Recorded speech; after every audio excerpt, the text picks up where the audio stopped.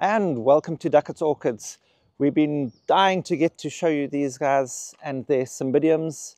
They are big exporters of cut flowers to the whole of Europe and to the eastern parts of the USA. They've got some of the most amazing orchids, and they do a lot of their own breeding too, not only of Cymbidiums, but of Cattleyas, Oncidiums, and other orchid species. So let's have a look around and show you what we can see. So we'll start off here in one of their sheds that they do the cut flowers from.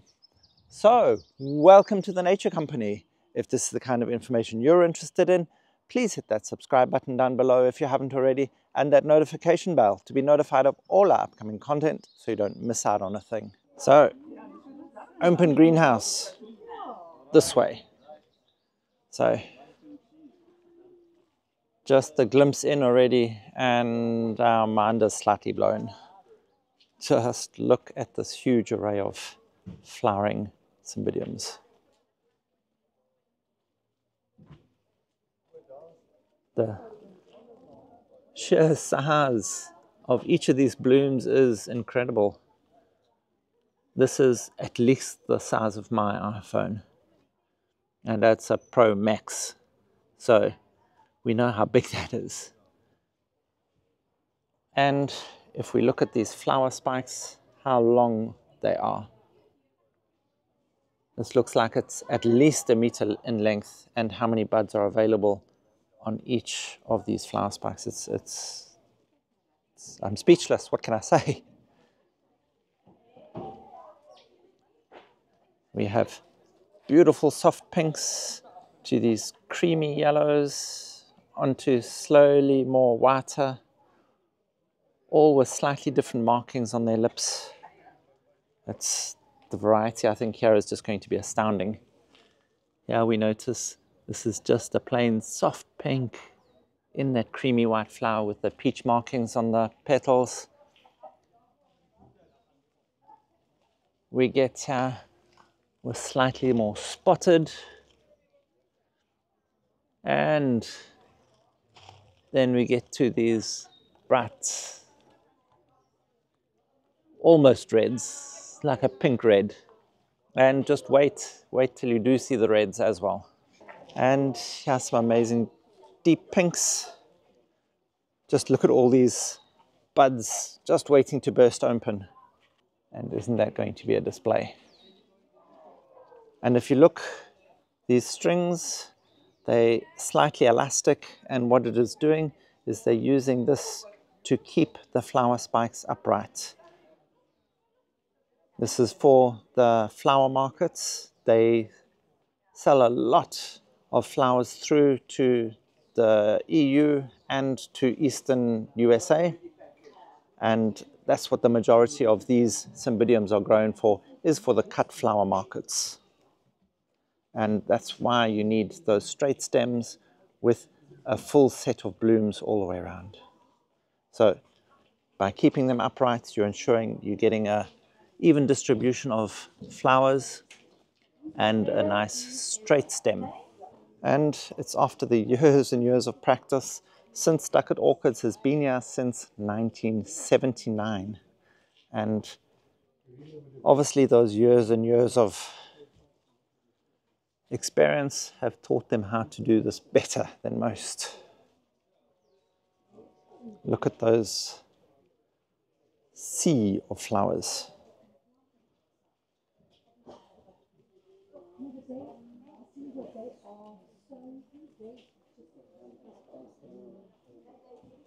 There we go. If we look down to see what media they're using, it's purely a rock wool. So this is to give them as near to what they would be in naturally, but being completely inert. And this is not going to decompose, so it's going to allow for the plant to grow longer without having to then affect the roots as you're repotting. Also, it allows for that fast drainage, that fast drying, but still with that moisture retaining qualities that it needs. But without this having any form of organic matter in it, there's no food or minerals coming from this media whatsoever. So this is all going to have to be supplemented. And that's generally what all of these little drip feeders are for, to provide water and food so that we can get these magnificent blooms.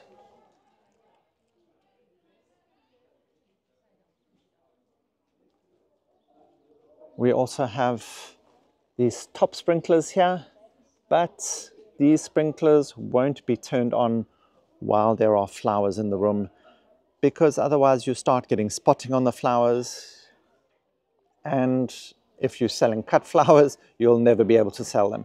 So the drip feeders are then used then to replace any moisture or feed that the orchids themselves will need.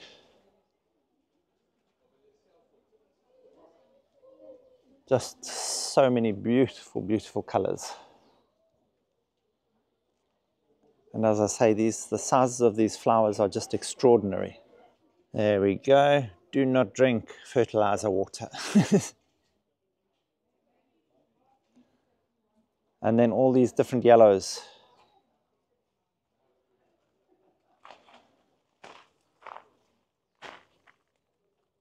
From these bright canary yellows to these almost peachy green yellows.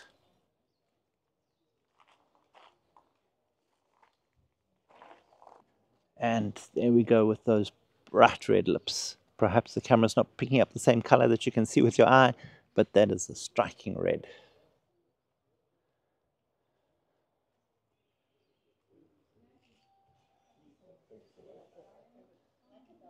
And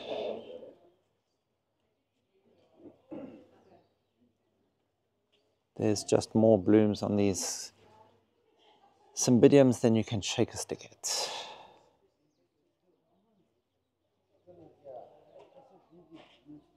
Look at these most amazing soft pink.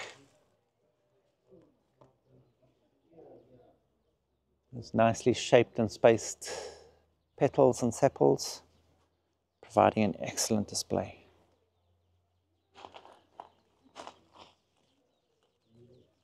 You can even notice the subtle differences in color variations as they get darker and lighter. And of course, what is looking at Cymbidiums without having a look at these ones with the green flowers? These are always just so special. And there's, just to give you an idea of the scale of the size of these flowers and the flower spikes. Tear for scale, eat your heart out. Here's Ed for scale.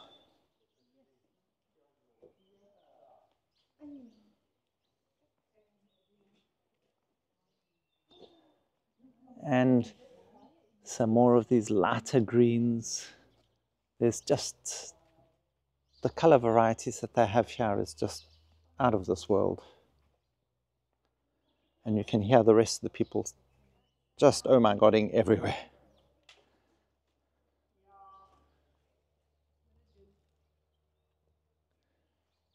And if you don't want to believe me, look at the size of these buds. Just the buds themselves are just about the size of my hand.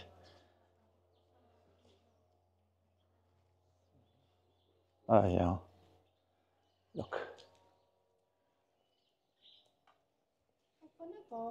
Eat your hearts out.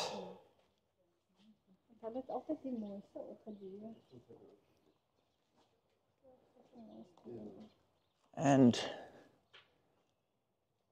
there we go, all with the subtle peachy apricot tones and the yellows. And this bright red.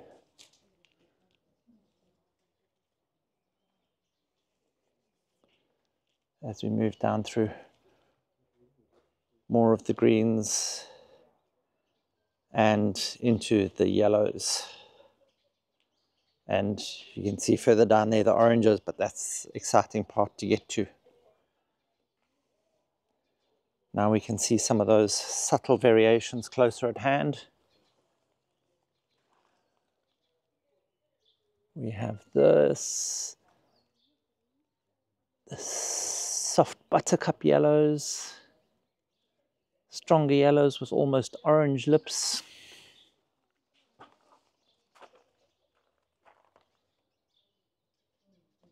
Just to make you weep, just to make you weep. And then this tulip yellow. It is just stunning with these fine little red dot markings on it. And if we look here, we notice these have got rather sharp pointed petals and sepals. This helps tell the difference on their parentage, so you have a better idea of the breeding that has taken place to produce these blooms.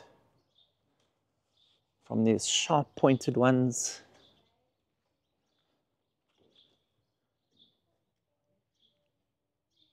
like this, to these more rounded, fuller petals, less space in between them. It all helps in understanding the parentage of these Cymbidiums. And then these huge, big, deep wine red.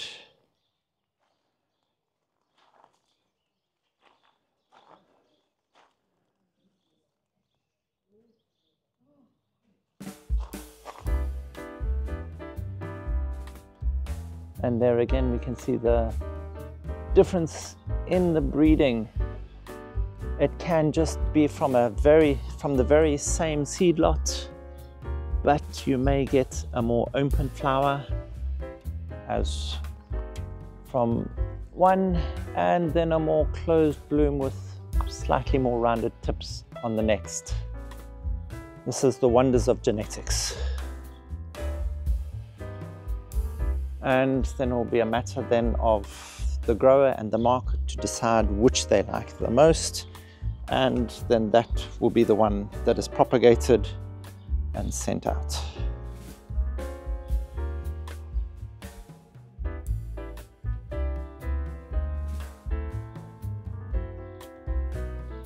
I know us as the orchid collectors would like to be able to get one of everything, but there's just too many to be able to have them all.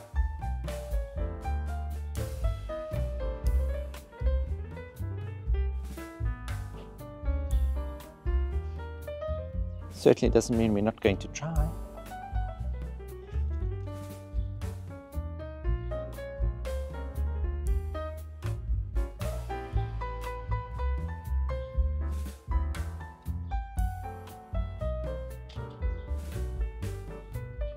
Holland's tulips eat your hearts out.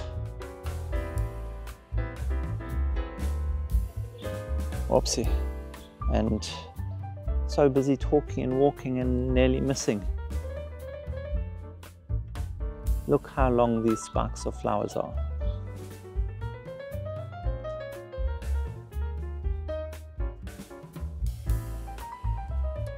This is just enough to make you speechless.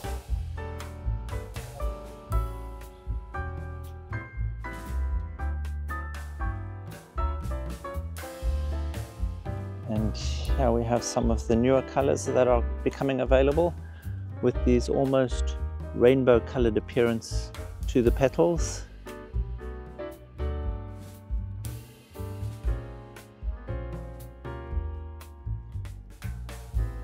Almost reminding me of amazing Thailand, the Cattleya.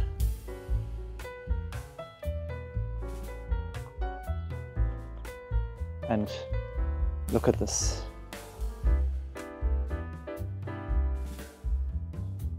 These colors are just, and this is pulling up an amazing picture of the colors.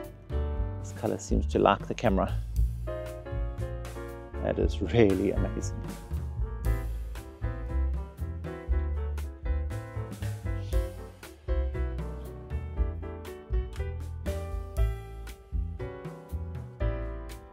These oranges and reds just mixed in complete harmony.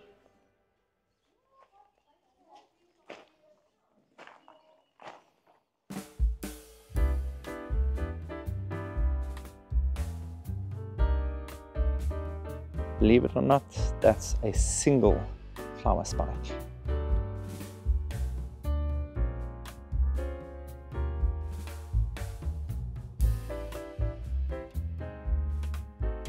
And that's all coming off a single plant.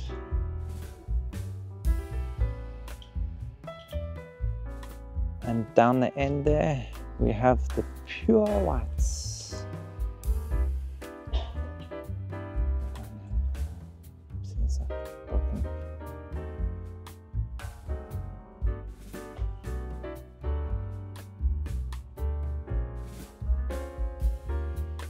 It's the purest of whites. I don't want to walk all the way down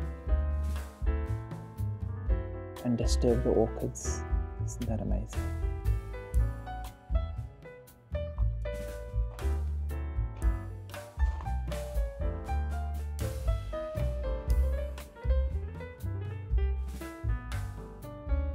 Yeah, I've got that one. And here come these almost luminescent oranges. I'm sure that these glow in the dark.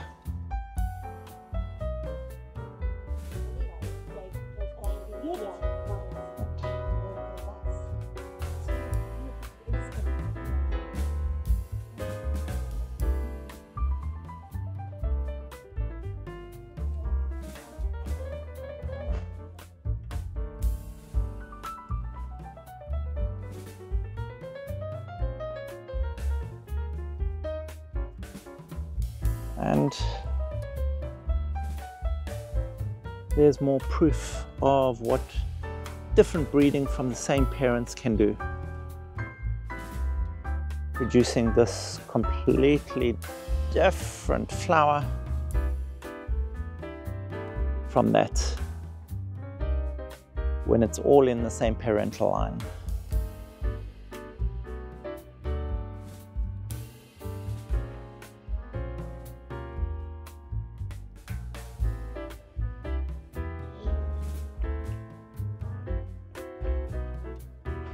And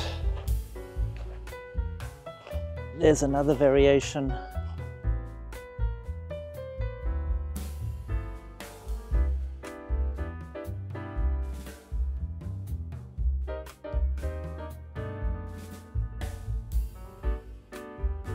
That is in the same parental line, but I'm not sure whether it's exactly the same parents, but very well could be. These color differentials can be quite significant.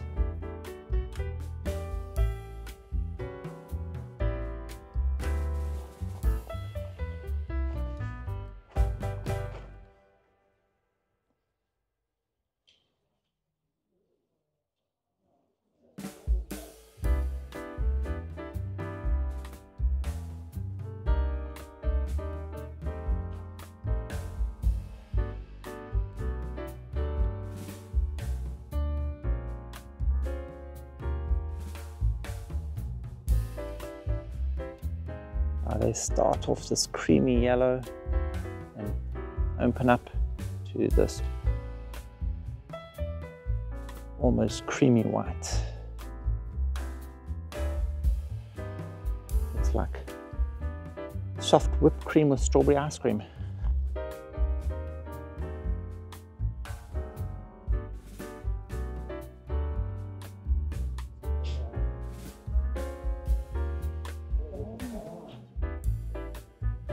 There's another one that's opened up as a more yellow and left the oranges out, as opposed to these other ones that kept more of the orange.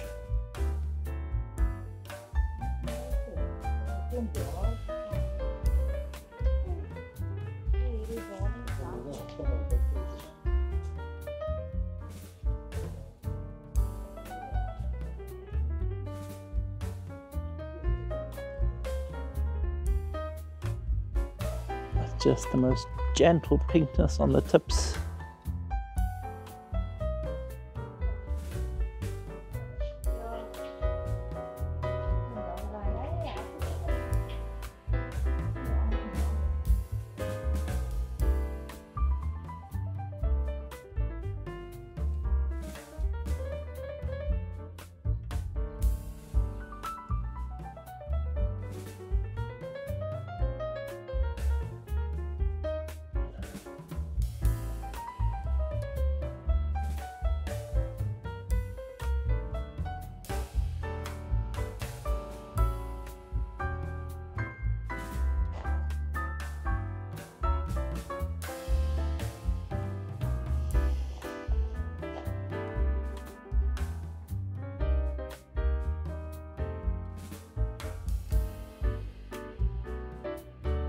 And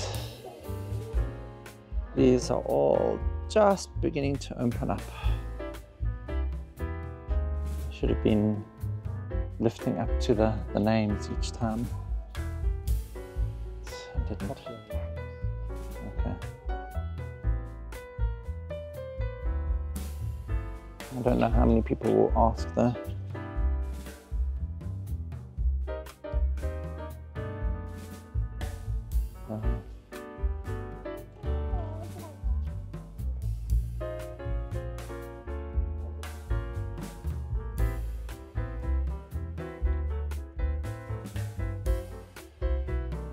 And all the different varieties of pinks and deeper pinks.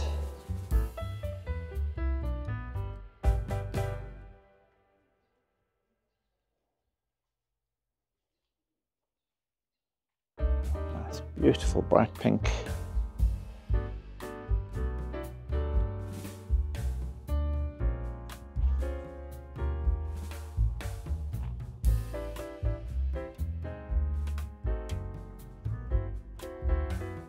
And there again, there's almost a deep maroon that came out from the same parentage as what your sort of pinky purple. That's the one amazing thing about seeding, is you can never be 100% sure what you're going to get until the blooms come.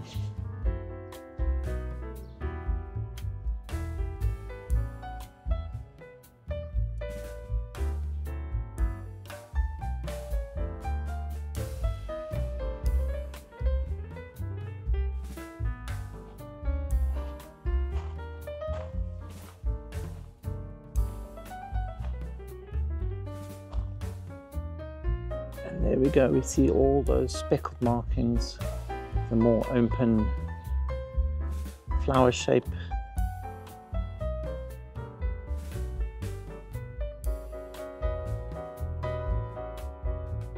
It really makes such a big display.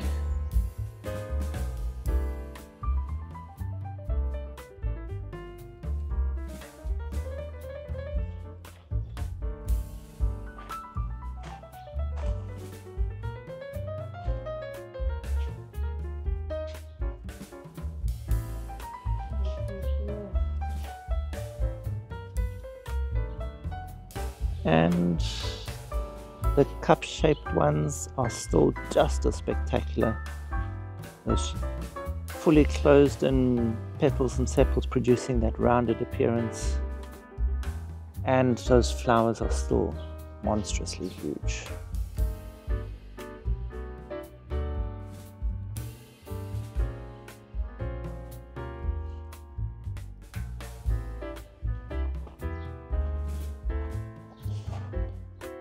Sneaking down the back edge, how to go have a look at these oranges hidden down here at the back.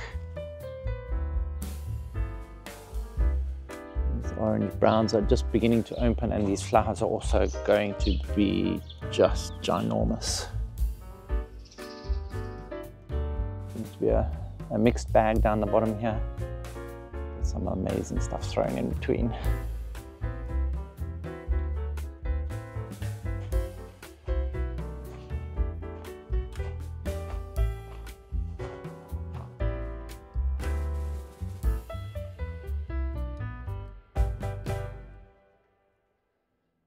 and a little bit of blanching happening on the leaves is often a result of the incredibly hot days that can appear in this area here. And when you're in a house like this that has all those blooms happening, you cannot turn the top sprinklers on to help reduce your temperatures. So it's just a matter of when they're selling the blooms for the market, they've got to look after the blooms first, and the plants will rectify themselves later. So it's not necessarily anything to particularly be worried about in a cut flower market. The plants just look a bit bad to those who want to buy orchid plants, but that's not what they're selling here. These plants will recover extremely quickly after this, and as soon as the flowers have been cut off, any extra heat problems can be rectified easily. And in that previous shed, that was just one of the sheds that they had open, along with all these other shade houses and other sheds. But these are not open to the public. These are purely for their growing and their cut flower markets. And hopefully one day our request for an interview will be taken, and we'll come and show you everything, including how they look after their orchids and what they do to make them look so spectacular. And this is an orchid lover's dream.